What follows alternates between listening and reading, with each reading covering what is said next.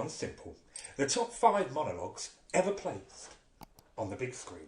The only caveat here is that the monologue must consist of at least 1 minute of uninterrupted screen time. And when I say that, I don't mean a singular shot on one person. Just that the speech must only be broken up by the character's own silence, or at worst, a rippling of applause by the extras. So apologies to Gene Wilder and his incredibly creepy Tunnel of Terror beat poem, and Bogart with his unrelentingly classic emotional farewell speech at the end of Casablanca. I mean, maybe not today, maybe not tomorrow, but soon, for the rest of your life. And we'll always have Paris. And don't amount to a hill of beans in this crazy world. And here's looking at you, kid. May well add up to the most iconic farewell in cinema history. But it wasn't uninterrupted. So sorry, Humph. You should have been more selfish with your time. Without further ado, number 5. Christian Bale, American Psycho. Now this was a tough fought battle. Robert Shaw nearly made it in for his USS Indianapolis Jaws speech. Michael Stuhlbarg nearly cracked it with his truly beautiful message of understanding and acceptance in Call Me By Your Name. And Robin Williams' Goodwill Hunting Your Move, Chief was gladly accepted and bettered by Christian Bale and Mary Harron in American Psycho. And yes, let's not diminish the importance of Mary Harron's direction in getting this to the top 5 spot. Sure, Bale's delivery is on point. Can you shut up, Rat? Rat, stop making a noise. It worked? Sure, Bale's delivery is on point. His slow, cold, perfectly enunciated Marks and Spencer advert-style rhythm is both beautiful and terrifying. But the empty, sterile direction of the action that is occurring on screen is haunting. It introduces the vacuous, self-serving, self-important, ego-driven, capitalistic, cocaine-fueled mid-80s setting absolutely impeccably. A speech about ultimately nothing, yet giving you everything you need to know. So utterly unimportant, and yet at the same time vital to the understanding of the movie. And closed by one of the finest partnerships of words and image ever. I simply am not there. Yeah, argue with me, if you dare. Number 4. Jack Nicholson, A Few Good Men. Yes, all right. Marlon Brando's Apocalypse Now, the horror speech is fantastic. But it's very dark. And because of that, it's somewhat less enjoyable than this one. And they both kind of touch on the same subject. There is something about this speech and the energy in which Nicholson performs it that reverberates forever.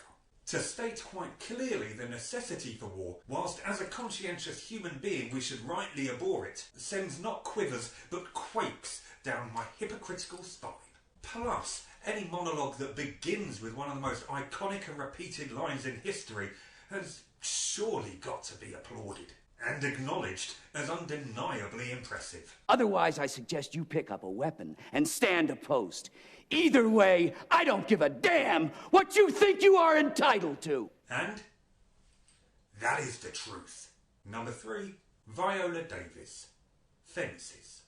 Now, this one is all about the performance. Put this monologue into anyone else's mouth and you may lose some, if not most, of the emotional heat that Viola Davis pummels into us. And shutting down an actor of Denzel's magnitude is no easy feat, but one that Viola does with apparent ease. She forces the camera to fix upon her, and the 3 times it cuts to Denzel's reaction as Troy seems almost like an exercise in sympathy. I planted a seed and watched and prayed over. I planted myself inside you and waited to bloom. It didn't take me no 18 years to realize the soil was hard and rocky and it was never gonna bloom. Like, oh, sorry about that, Denzel. Yeah, we know you're in the movie too. We just forgot for a moment. In fact, want to take an early lunch? Yeah, I think we can stick with Viola for the foreseeable. Number 2, Peter Finch, Network.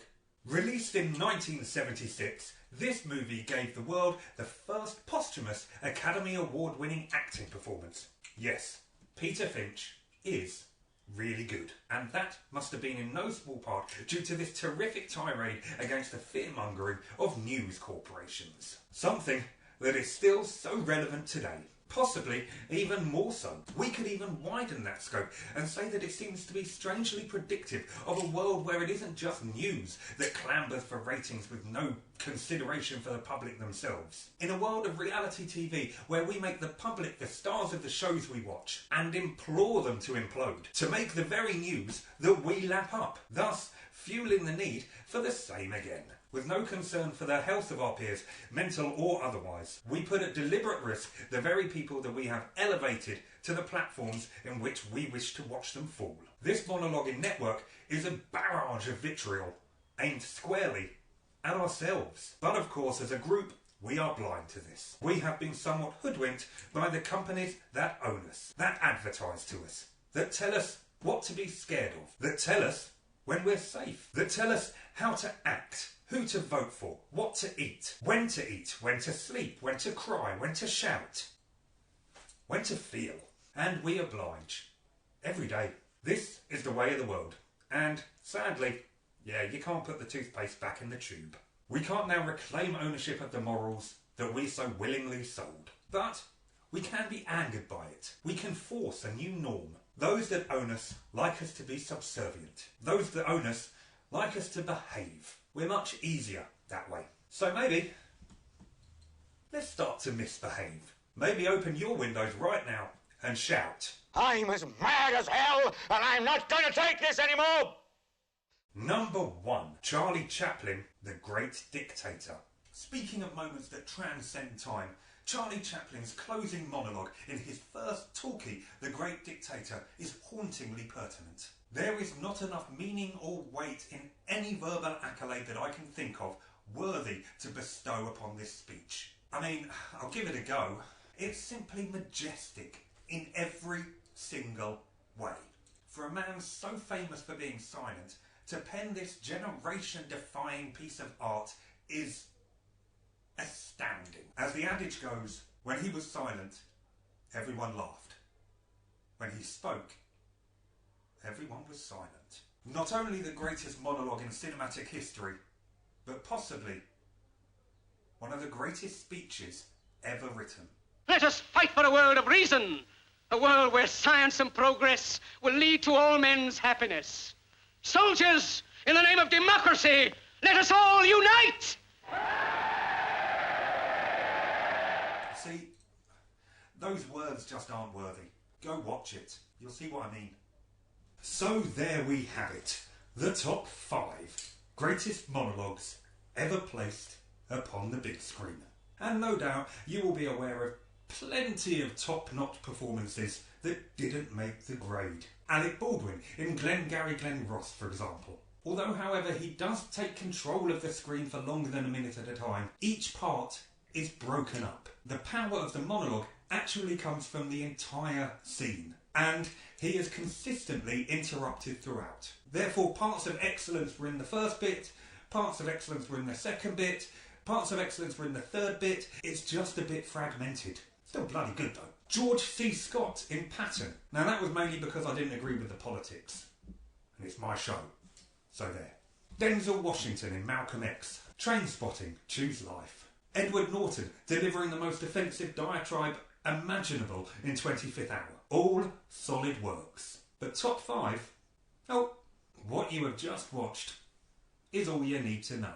Now, allow me to pack my pedestal up in peace. Ladies.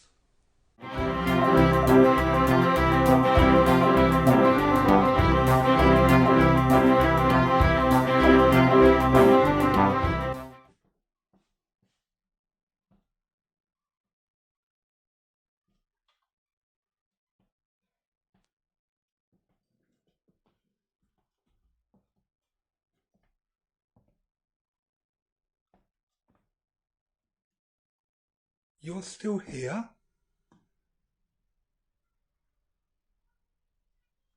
It's over. Go home.